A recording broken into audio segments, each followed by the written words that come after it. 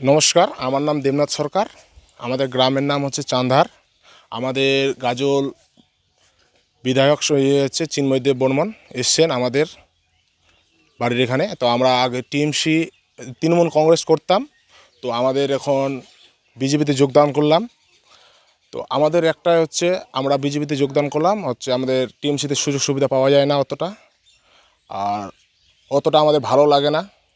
যে যে যেভাবে অত্যাচার হয় নারীর অত্যাচারের উপরে, তার জন্য আমাদের ভালো লাগে না, তার জন্য আমরা বিজেপিতে চলে আসলাম।